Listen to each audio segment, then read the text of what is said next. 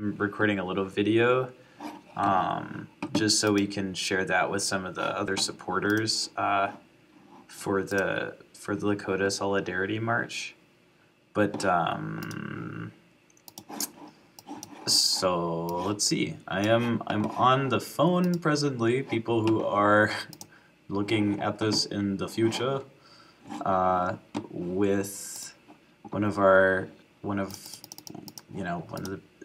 the awesome co-organizers, Christine, who took on the supporting for like organizing the marches and stuff while the Lakota grandmothers are in town. And Christine, would you share briefly what happened with the grandmothers, real fast? Sure. You're talking about with what the news that I just shared with you? Yeah, just really fast. Sorry. Just for other people to know. Yeah, this is important for people to know. There were quite a few grandmothers who are going to come out to the United Nations from Pine Ridge in South Dakota. But when some of the other organizers got out to Pine Ridge, most of the grandmothers had made the decision not to come to the United Nations, to New York. And some of the reasons that they gave were that they had problems, health problems, financially, the health problems, that financially they had responsibilities and they couldn't get away for financial reasons. Because they couldn't leave their house, there was no one to take care of things for them. Right. There are also some other things to think about are that one of the grandmothers was attacked about a week and a half ago. So there's a fear of being retaliated against for speaking out about the genocide of their people, about what's going on the reservation. So now only one of the grandmothers who was originally going to come is actually going to be in New York City and coming to the UN. That's Charmaine Whiteface. She is the UN delegate for the Lakota Nation. So she'll be with us. But, it's pretty disappointing that the other grandmothers aren't going to be able to make it. Well, it's sobering. I mean, yeah, this stuff is really hard work, and when we were talking, I really think people who want to come out to support the grandmothers, who I don't think people understand, like literally the Lakota grandmothers are like our strongest line of defense spiritually and like legally to stop the XL pipeline.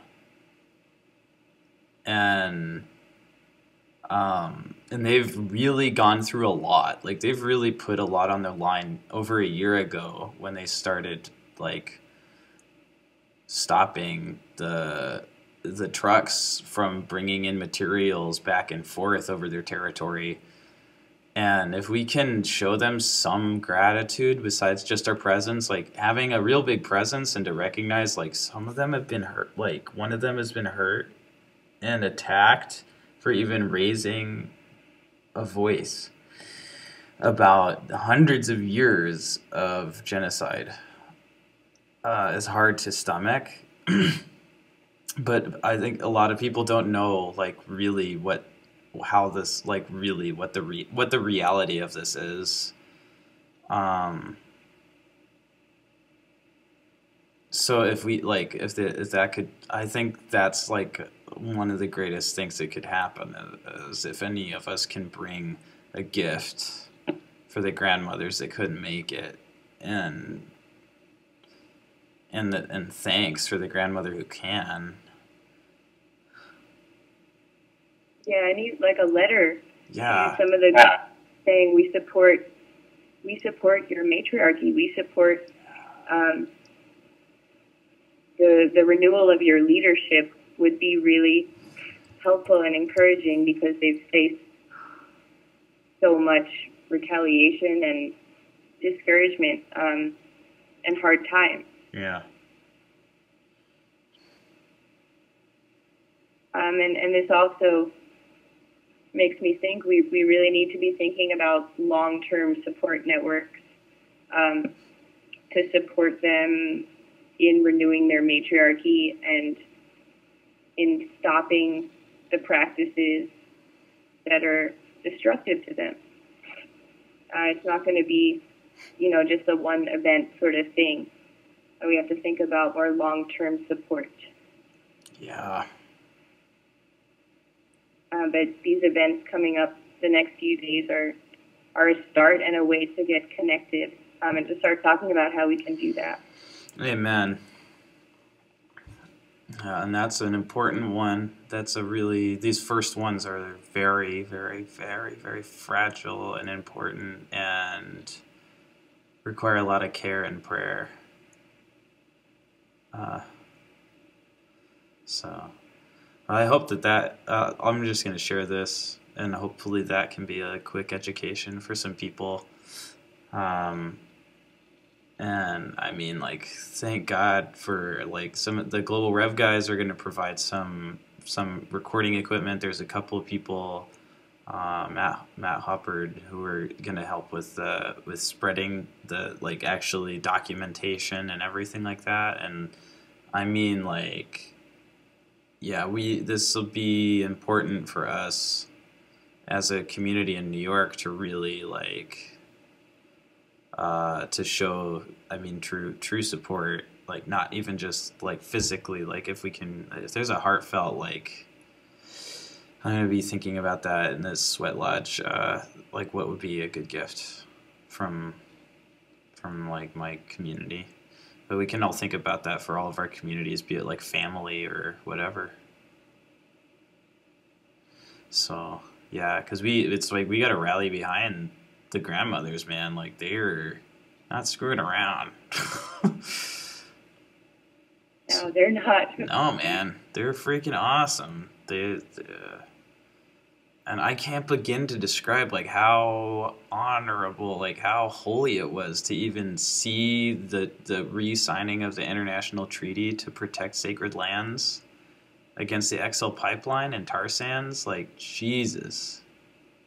The power there, it's gonna be remembered for a long time. I don't even know if that recording will be allowed out, because Lakota tradition is not to even write down the language, let alone something like that. So it's 150-year anniversary of their major treaties. So this is the year. This is time for us to really get up it up. Cool. This is a long-ass video. Hopefully people will watch some of it. I'm going to stop the recording now. Okay. I'm getting sort of tired now. I'm so tired, too. Yeah. You've been working your ass off. Did you get a chance to talk to the cops? No. It took 4.5 hours to get home today. Oh, my gosh. There was one little hindrance and then another and another and another. Until 9:30. Yeah. I'm gonna go on Monday. And